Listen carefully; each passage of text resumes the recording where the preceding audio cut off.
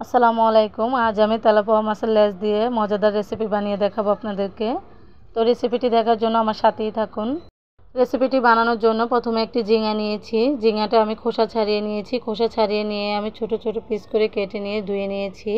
এদিকে মাছের লেজটাও আমি লবণ আর পানি দিয়ে সিদ্ধ করে নিয়েছি। মাছের লেজটা সিদ্ধ করে নেওয়ার পরে ঠান্ডা করে নিয়েছি। তারপরে আমি কাঁটাগুলো বেছে নিয়েছি। তারপর চলে আসলাম চুলায়।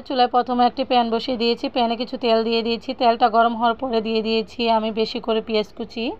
এই রান্নাতে পেঁয়াজ কুচির পরিমাণটা একটু বেশিই লাগবে। এরপর পেঁয়াজগুলো হালকা কিছুক্ষণ ভেজে নিয়ে আমি বেছে রাখা মাছগুলো দিয়ে দিয়েছি। তারপর একটু নেড়ে চেড়ে দিয়ে দিয়েছি পরিমাণ মতো লবণ, হলুদের গুঁড়া, মরিচের গুঁড়া, আদা রসুন বাটা, ধনিয়ার গুঁড়া। এরপর মশলাটা ভালোভাবে কষিয়ে নিব। মশলাটা ভালোভাবে কষানো হয়ে গেলে আমি দিয়ে দিব ঝিঙাগুলো।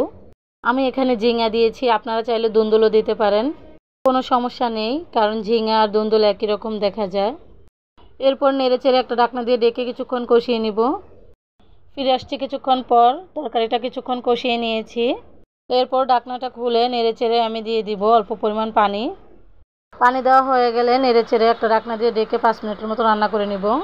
ফিরে আসছি 5 মিনিট পর। এরপর যে আমার রান্নাটা হয়ে গেছে, এখন আমি দিয়ে দিব কিছু ধনিয়া পাতা কুচি। আমার ঝিঙাগুলো একদম কিন্তু সিদ্ধ হয়ে গিয়েছে। এখন আমি চুলা থেকে উঠিয়ে নিব। ধনিয়া পাতা দেওয়া হয়ে গেছে। এই রেসিপিটি আপনারা একবার হলেও বাসায় বানিয়ে দেখবেন, এটা খেতে অসম্ভব মজা হয়। এখন আমি একটা বাটিতে পরিবেশন করে নিচ্ছি। দেখেন কালারটা কত সুন্দর হয়েছে, মাশাআল্লাহ। এটা খেতেও ভীষণ মজা হয়েছিল। আপনাদের কাছে আমার রেসিপিটি ভালো লাগলে লাইক, কমেন্ট এবং শেয়ার করে দিবেন। যারা যারা ইউটিউব থেকে দেখছেন তারা আমার পেজটিকে সাবস্ক্রাইব করে রাখবেন, আর যারা যারা ফেসবুক থেকে দেখছেন তারা আমার পেজটিকে ফলো দিয়ে রাখবেন। আজ এই পর্যন্তই। সবাই ভালো থাকবেন, সুস্থ থাকবেন। আল্লাহ হাফেজ।